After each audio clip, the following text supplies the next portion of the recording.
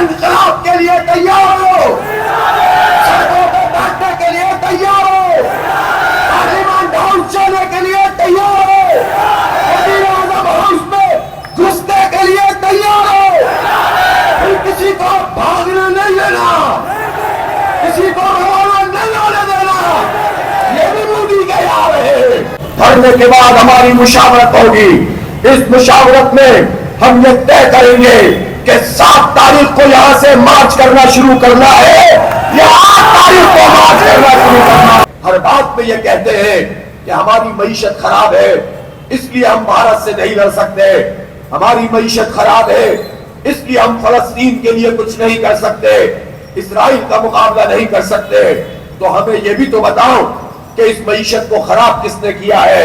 اس معیشت کو انہی لوگوں نے خراب کیا ہے جو 77 سال سے پاکستان پر مسلط ہیں۔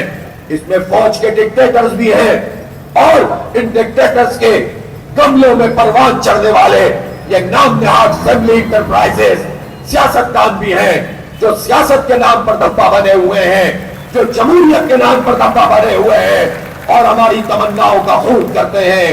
انہوں نے ہماری معیشت تباہ کی ہے، یہی لوگ ہم پر IPPs کا عذاب مسلط کرتے ہیں، یہی ہماری گردنوں پر IMF کی غلامی کا توق ڈالتے ہیں، یہی لوگ ہیں جو مہنگائی اور بے روزگاری کو مسلط کرتے ہیں، یہی جاگیرداری نظام کو چلاتے ہیں، یہی سرمایہ کی طاقت سے ہم پر حکومت کرتے ہیں، یہی ہمارے بچوں کو تعلیم سے محروم کرتے ہیں، یہی ہمارے لوگوں کو روزگار سے محروم کرتے ہیں، صحت کی سہولتوں سے محروم کرتے ہیں، یہی بدامنی پھیلانے کے ذمہ دار ہیں، یہی ہمارے حقوق کے غاصب ہیں۔ اور 77 سال سے یہ پورا ایک حکمران طبقہ ہے اور جس نے ہمارا بیڑا غرق کیا ہے، پھر کہتے ہیں کہ ہم لڑ نہیں سکتے۔ تم لڑ نہیں سکتے، تم معیشت نہیں چلا سکتے، تم مہنگائی کم نہیں کر سکتے، تم بجلی کے بل کم نہیں کر سکتے، تم IPPs کو لگام نہیں دے سکتے، تم غیرت کا مظاہرہ نہیں کر سکتے۔ تو پھر سن لو، آج جو کچھ بنگلہ دیش میں ہوا ہے تمہارا پھر وہی مقدر ہوگا، اسی طرح سے نوجوان اٹھیں گے اور پھر تمہیں آج حسینہ واجد کو تو ایئر لفٹ سے اٹھا لیا گیا، کہیں ایسا نہ ہو شہباز شریف صاحب، زرداری صاحب، کوئی ایئر لفٹ بھی نہ پہنچ سکے ایوان صدارت میں اور وزیر اعظم ہاؤس میں، پھر تمہارا کیا بنے گا؟ اس دن سے بچو اور ہمارا حق ہمارے حوالے کرو۔ ہم خیرات نہیں مانتے، اپنا حق مانتے ہیں، ہم غیرت مانتے ہیں، ہم حمیت مانتے ہیں، ہم جرأت مانتے ہیں، ہم تعلیم مانتے ہیں، ہم صحت کی سہولت مانتے ہیں۔ اور دوستو، کشمیری ایک طویل عرصے سے جدوجہد کر کے پوری قوم کو جگانے کی کوشش کر رہے ہیں۔ ہم کشمیریوں کو یہ میسج دینا چاہتے ہیں، سوشل میڈیا کا زمانہ ہے، ساری پابندیوں کے باوجود ہمارا یہ پیغام سری نگر تک بھی پہنچے گا انشاءاللہ، اور ہم ان کے نوجوانوں سے، ماؤں بہنوں سے کہنا چاہتے ہیں کہ حکمرانوں نے تمہیں یقیناً بھلا دیا، پاکستانی قوم تمہیں بھلا نہیں سکے گی انشاءاللہ، اور آج نہیں تو کل اور کل نہیں تو پرسوں یہ کشمیر پورا کا پورا آزاد ہوگا انشاءاللہ تعالی۔ اور دوستو، آج بنگلہ دیش میں جو کچھ ہوا ہے یہ اللہ کا نظام ہے۔ چند دن پہلے تک کوئی تصور نہیں کر سکتا تھا وہ حسینہ واجد جسے آئرن لیڈی کہا جا رہا تھا، یہ نام نہاد دانشور، یہ مغرب کے ایجنٹ، یہ دنیا کی آنکھوں میں دھول جھونکنے والے، یہ بنگلہ دیش کی مصنوعی ترقی کا راہ گڑھانے والے، اور جو اس بات پر خوش ہوتے تھے کہ شیخ مجیب کی فلم بھارت نے بنا دی ہے، شیخ مجیب کو وہ مقام دے رہے تھے جیسے ان کے والد محترم شیخ مجیب ہو، اور وہ سارے کے سارے جو یہ کہہ رہے تھے کہ بنگلہ دیش میں بہت آزادیاں ہیں، جبکہ حسینہ واجد طاقت کے بلبوتے پر حکمرانی کر رہی تھی۔ بھارت کو اس نے پوری طرح سے بنگلہ دیش میں مسلط کیا ہوا تھا، اور چھوٹی سی اقلیت کو اکثریت کے اوپر وہ مسلط کیے ہوئے تھی۔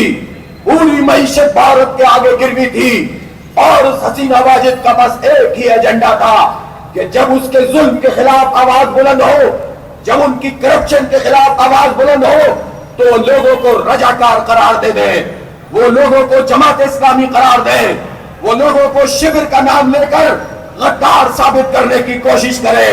حسینہ واجد نے 15 سال ظلم کی بنیاد پر، جبر کی بنیاد پر، فاشزم کی بنیاد پر انڈیا کے ساتھ مل کر بنگلہ دیش کے لوگوں کا استحصال کیا، اور جب شعور وہاں کے طلبہ تک پہنچا تو انہوں نے اس بات کو سمجھ لیا کہ شبر ہو یا جماعت اسلامی، وہی تو عوام کے ساتھ کھڑے ہیں، قربانی دے رہے ہیں، پھانسی کے پھندے قبول کر رہے ہیں، پھر بھی خدمت کر رہے ہیں۔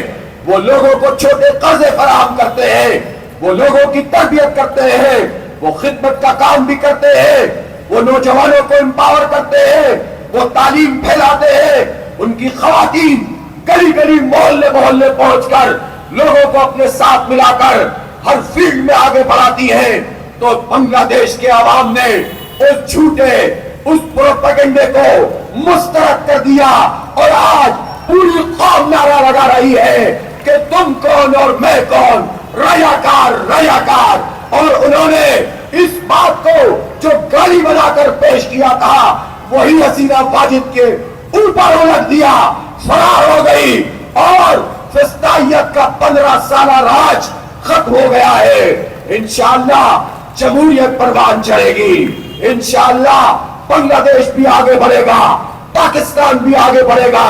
جہاں جہاں پر مسلمان موجود ہے، باضمیر انسان موجود ہے، ان تالے آزماؤں سے جان چھڑائیں گے، ان انگریز کے یاروں سے، ان ممالک کے غداروں سے، ان قوم کے غداروں سے، ان بھارت کے پیاروں سے، ان امریکہ کے اعلی کاروں سے انشاءاللہ ہر جگہ پر ہم جان چھڑائیں گے، حقیقی آزادی حاصل کریں گے، سچی آزادی حاصل کریں گے، اور اپنے اپنے ملک کے عوام آگے بڑھیں گے۔ پھر ان سب لوگوں کا آپس میں ایک بہترین تعلق بنے گا۔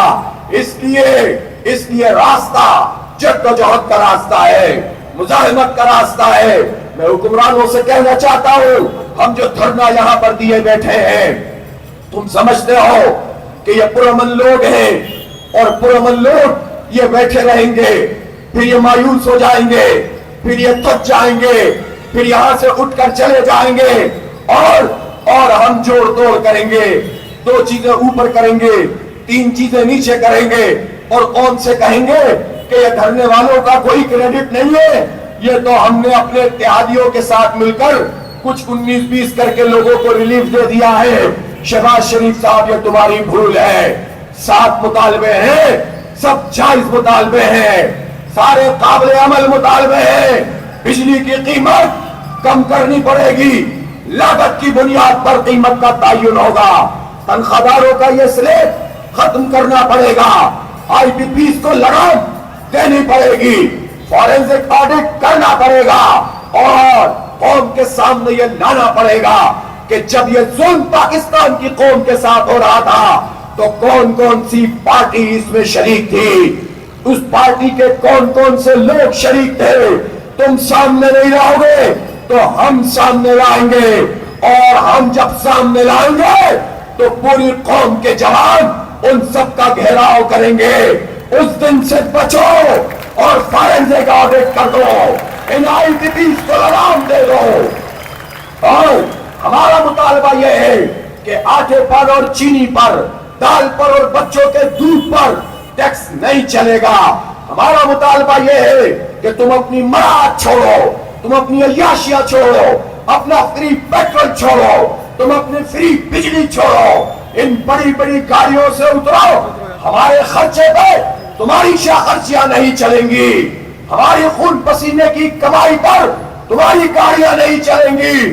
تمہیں اگر گاڑیاں چلانی ہے، ذاتی گاڑی، ذاتی پیٹرول لو، سرکار کا کوئی خرچہ تمہارے اوپر اب یہ قوم نہیں اٹھائے گی۔ ہمارا یہ مطالبہ جائز ہے کہ جاگیرداروں پہ ٹیکس لگاؤ۔ کیا نظام ہے، جاگیرداروں کے چنگل میں پوری قوم کو لے کر بیٹھے ہیں۔ اس لیے ان جائز مطالبوں سے 1 انچ بھی پیچھے نہیں ہٹیں گے۔ یہ دھرنا موجود ہے، ابھی میں نے امیر العظیم صاحب سے کہا ہے دھرنے کے بعد ہماری مشاورت ہوگی. اس مشاورت میں ہم یہ طے کریں گے کہ 7 تاریخ کو یہاں سے مارچ کرنا شروع کرنا ہے یا 8 تاریخ کو مارچ کرنا شروع کرنا ہے.